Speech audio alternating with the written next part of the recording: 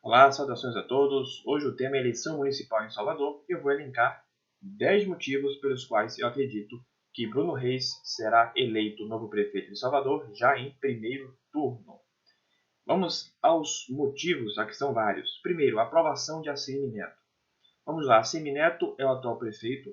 Ele foi eleito e reeleito com mais de 70% dos votos e possui cerca de 80% de aprovação muito alta.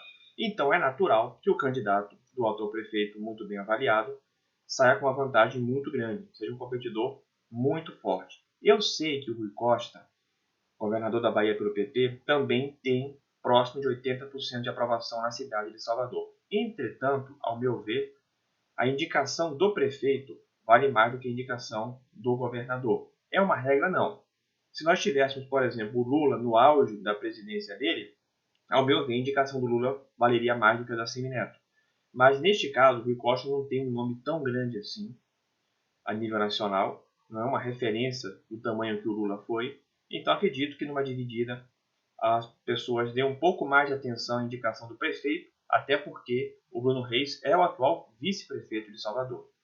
Então, ele já exerce um cargo na administração, mesmo que seja um cargo mais decorativo do que efetivo. Então, existe essa ideia de continuar o trabalho que está sendo feito. Por isso, ele já nasce com uma vantagem muito grande em relação aos outros. O segundo motivo é a falta de adversários fortes. Vamos lá, quais são os adversários do Bruno Reis? Major Denisse, do PT, que acabou de surgir na política, se filiou recentemente ao Partido dos Trabalhadores, então não é um nome de peso, pode vir a ser, sim, é uma boa aposta, mas no momento ainda não é. Ainda é desconhecida, mesmo com a campanha eleitoral chegando à sua parte final. Muita gente ainda não conhece a Major Denisse. Depois nós temos nomes de segunda prateleira. Você tem aqui Olívia Santana, você tem o Bacelar, Hilton Coelho, pastor Sargento Isidoro, deputados estaduais e federais que são até conhecidos, mas sinceramente eles não são grandes nomes da política baiana, até porque sinceramente a oposição não tem grandes nomes. O PT não lançou nenhum candidato na última eleição para prefeito e agora ficou sem ter quem lançar, então buscou a Major Denise, um nome um pouco diferente. Terceiro ponto, falta de adversários ideologicamente próximos. O que isso significa?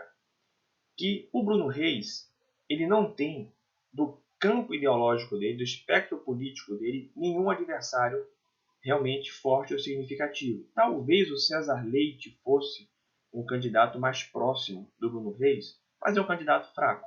É o candidato do Bolsonaro, mas nas pesquisas tem 2, 3% apenas. Por exemplo, imagina que o Rui Costa, em 2018, na tentativa de reeleição dele ao governo da Bahia, tivesse, além de encarar o adversário Zé Ronaldo, do Democratas, tivesse, por exemplo, a Lídice da Mata, pelo PSB. Ela teria lá seus 6, 7% que seriam roubados do Rui Costa. A Olívia Santana, no PCdoB, teria lá seus 3, 4% também que seriam roubados do Rui Costa. Isso dificultaria a eleição dele em primeiro turno. Iria evitar? Acredito que não, mas é um fator a mais. Então, se a gente tivesse, por exemplo, Léo Prates como candidato, ou até mesmo Guilherme Belintani, mesmo vindo para a oposição, seriam candidatos que poderiam tirar um pouco dos votos do Bruno Reis, criar uma competitividade maior, e aí, pelo menos no primeiro turno, a coisa não seria decidida. Quarto ponto, campanha antecipada. O Bruno Reis ele foi eleito há 4 anos como vice-prefeito de Salvador. E ele está há 4 anos fazendo campanha justamente para ser eleito em 2020 prefeito da cidade de Salvador. É uma estratégia que ficou popular pelo Bolsonaro, que passou 4 anos ocupando o cargo de deputado, mas fazendo viagens pelo Brasil, inclusive se utilizando de verba parlamentar para fazer essa campanha antecipada. O Bruno Reis ele foi a todas as inaugurações de obras ou de qualquer creche, escola, qualquer coisa que fosse. Inclusive ficou conhecido como admirador de concreto, porque ele ia lá e tirava foto olhando para o viaduto, olhando para uma construção. Então ele ficou conhecido, inclusive, por esse apelido, porque ele ia a todas. Então ele está se preparando, está fazendo campanha e dentro da administração há 4 anos. Então essa é uma vantagem. Não vou aqui julgar se é certo ou errado, estou apenas elencando alguns motivos que devem fazer com que ele ganhe em primeiro turno. Quinto motivo, o derretimento de Sargento Isidoro. O pastor Sargento Isidoro começou a campanha com 18% de intenção de voto. 18%. Agora ele tem 5. É uma queda muito grande. Ele praticamente perdeu ali 70% do seu eleitorado. E esse eleitorado não foi para os candidatos de oposição, já que ele é um candidato de oposição. Não, foram para o Bruno Reis.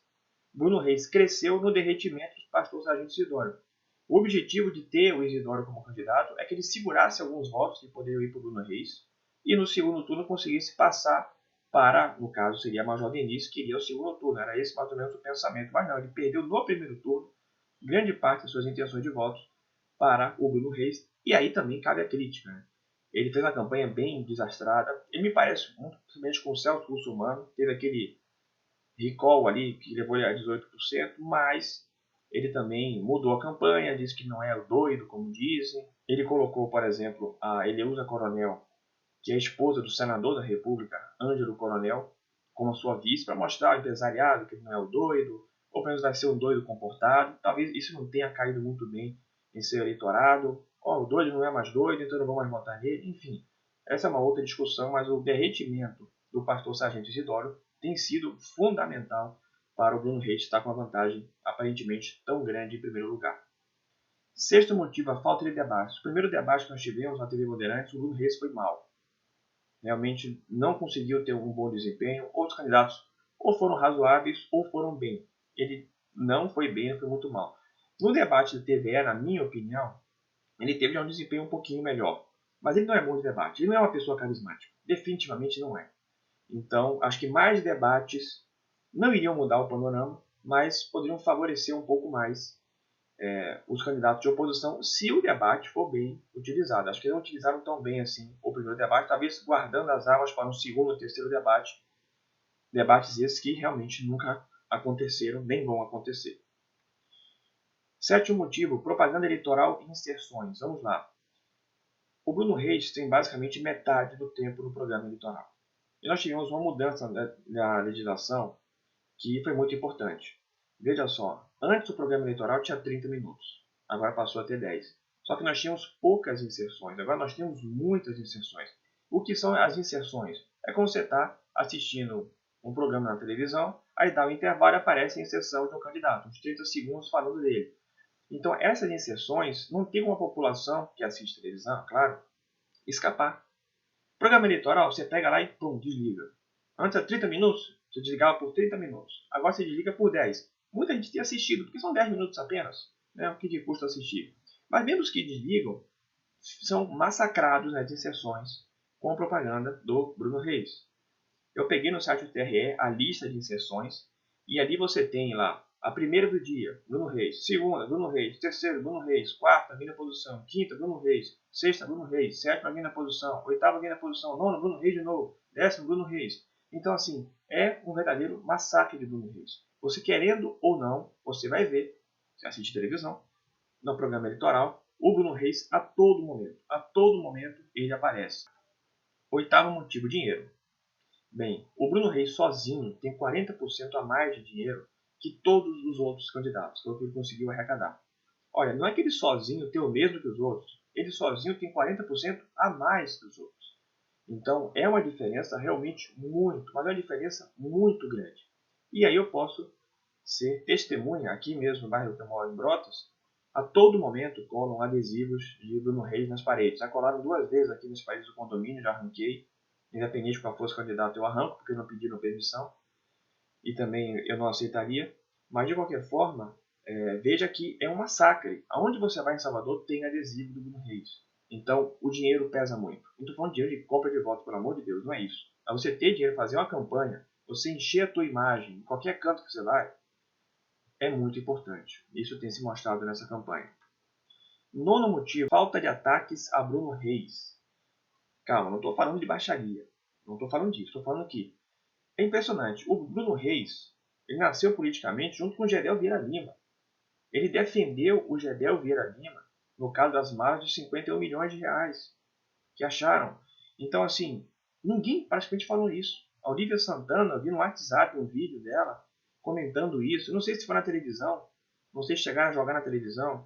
Então, assim, é complicado, porque é algo para você colocar e com certeza baixaria as intenções de votos dele, mas simplesmente não foi abordado. Existe também uma outra situação da vida pessoal dele que poderia ter sido abordada. Isso, na minha opinião, não é baixaria. As situações públicas que acontecem deveriam ser utilizadas para mostrar quem é a pessoa, mas não foram utilizados, ok? Mas poderiam, né? Então, eu achei que a campanha da oposição foi muito fraca em relação a isso. Você tem que atacar o candidato, sem inventar mentiras e sem baixaria, mas tem que atacar. E a questão da ligação dele com o Gedel Vieira Lima é muito importante e não foi colocada. É claro que aí também entra a questão. Vai se fazer isso quando? Cada candidato tem 30 segundos no programa eleitoral. O máximo que tem a maior delícia, você se chega a 1 minuto. É difícil, você precisa de tempo para você construir uma narrativa. E nas inserções é muito curto. Quer dizer, em 30 segundos de inserção num comercial de televisão, você vai atacar em 30 segundos? Dá. Mas normalmente é mais fácil você construir a imagem do próprio candidato. Então faltaram ataques, sinceramente. Até no primeiro debate não se abordou muito isso. 10º motivo, falta de articulação da oposição. A Olívia Santana, ela fez 2 ataques à Major Denise. Então, assim, é o PCdoB atacando o PT de forma sutil, sem citar, mas claramente um ataque à Major Denise. Então, veja que a gente teve mais uma oposição se atacando, poucos ataques ao próprio Bruno Reis. E poucos ataques de uma forma geral. Eu não estou aqui querendo que a oposição se juntasse todos ali numa sala, não vamos fazer uma estratégia todos unidos. Não, não é isso. Sabe? Mas que se tivesse um mínimo de unidade. Vai um atacar o outro, uma coisa meio estrúxula. Né? Bem, esses são os 10 motivos que eu elenquei. Você pode colocar aí embaixo aí nos comentários algum outro motivo. Tem outros, com certeza, mas esses são os 10 principais que eu vejo. E por isso eu acredito que, pelas pesquisas, pelo menos o Bruno Reis deverá ser eleito prefeito de Salvador já em primeiro turno. Se você gostou do vídeo, curte, compartilha e não esqueça de inscrever-se no canal para receber notificações de novos vídeos. Um abraço a todos.